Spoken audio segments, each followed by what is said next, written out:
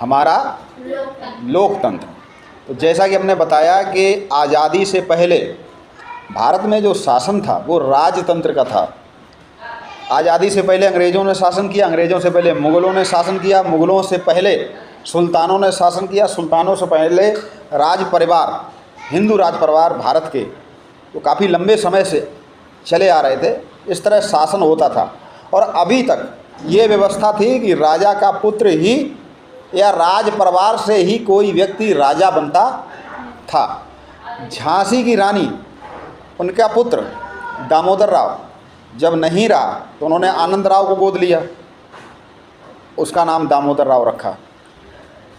तो क्या था कि वहाँ राजा का ही पुत्र राजा बनना था। लॉर्ड डलहौजी ने एक नीति बनाई कि जिस राजा के कोई पुत्र नहीं होगा उसका राज हम हड़प लेंगे। तो पहले क्या था कि राज परिवार ही शासन करते थे, एक ही परिवार काफ़ी लंबे समय तक शासन करता था। जब देश स्वतंत्र हुआ, जो रियासतें थीं वो समाप्त कर दी गई, उनका विलय हो गया। अब शासन कौन करेगा? राज परिवार जैसी कोई व्यवस्था बची नहीं। तब सोचा गया, विचार किया गया कि हम लोगों में से ही जो योग्य हो या जिसे लोग पसंद करते हों उसको राजा बनाया जाए। तो उसके लिए चुनाव की एक व्यवस्था रखी गई। लोगों पर शासन ही, लोगों के द्वारा लोगों पर ही शासन लोकतंत्र कहलाता है। ये शासन कैसे होता था? संविधान के अनुसार। ऐसा नहीं कि हम चुन लिए गए और हम अपनी मर्जी से जो हमारा विचार उससे साथ नहीं। जो हमारा संविधान रचा गया 26 जनवरी 1950 को लागू हुआ, जिस दिन हम गणतंत्र दिवस मनाते हैं, 2 वर्ष, कितना समय लगा? 2 वर्ष 11 माह 18 दिन, इतना समय लगा संविधान को निर्माण करने। उस संविधान के अनुसार हमारा शासन होता है, चलता है। अब देखिए, स्वतंत्र और निष्पक्ष चुनाव हो, सबसे बड़ी बात तो ये है कि चुनाव तो होते हैं। आज भी हमारे देश में निष्पक्ष चुनाव कराना बड़ी ही मुश्किल बात होती है। कैसे?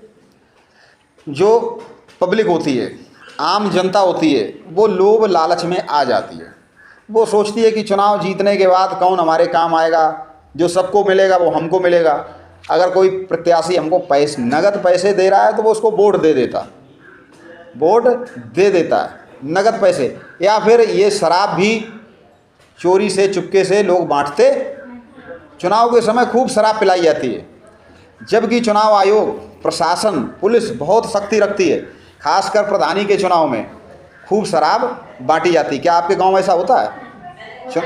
होता है। सत्य बोलना सीखो, सत्य को छुपाना मत सीखो। बीमारी को जितना छुपाओगे उतना बढ़ेगी।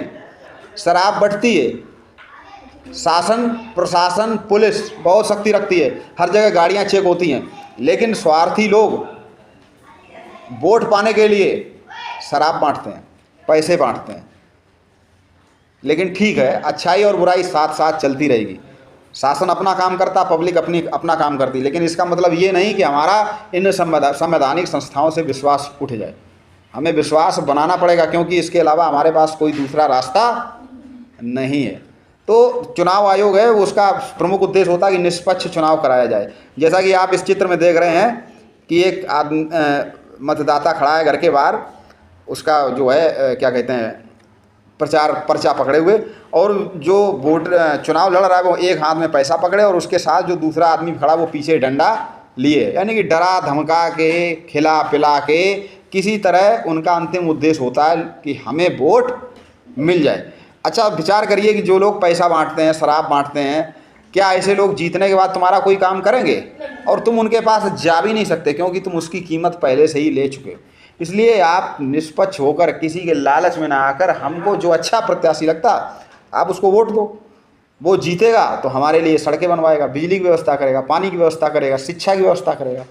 पैसे आप तुमने ले लिए, फिर वो एसी में लेटा रहेगा, तुम उसके दरवाजे जाओगे, उसके दरबान चौकीदार तुमको भगा देंगे और तुम्हारा कोई भी काम, तुम्हारी कोई भी सुनवाई नहीं होगी। चुनाव प्रक्रिया होती कैसे कि निर्वाचन चुनाव आयोग पहले प्रत्येक निर्वाचन क्षेत्र के लिए मतदाता सूची तैयार करता है। मालूम है, बीएलओ के माध्यम से मतदाता सूची तैयार कराता है कि कौन कौन लोग इस बार वोट देंगे। बहुत से लोग तो जब बाँच देखते जाके तो मतदाता सूची में उनका नाम ही उड़ा गायब होता है। उसमें कुछ ऐसी कंडीशंस आ जाती हैं, कुछ ऐसी समस्या आ जाती हैं कि नाम ही गायब हो गए। तो बड़ी ही सतर्कता के साथ फार्म 6, फार्म 7, फार्म 8 इनका प्रयोग करते हुए लोग अपना वोट बनवाते हैं और सूची में अपना नाम देख लेते हैं। अब तो घर घर पर्ची पहुंचाई जाती, बीएलओ की जिम्मेदारी होती है। पहले से जब सूची बन जाती है उसमें किसी भी नागरिक को केवल धर्म, जाति, मूल वंश, लिंग के आधार पर मतदाता सूची में सम्मिलित होने से वंचित नहीं, जो भी भारत का नागरिक उसका नाम होता है उस गांव की सूची में।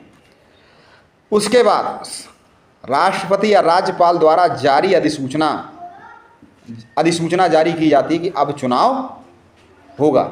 उसके बाद चुनाव चिन्ह वितरित, नामांकन होता, नामांकन पत्रों की जांच होती, चुनाव चिन्ह दे दिया जाता है और उसके साथ साथ अधिसूचना जारी होते ही आचार संहिता लग जाती।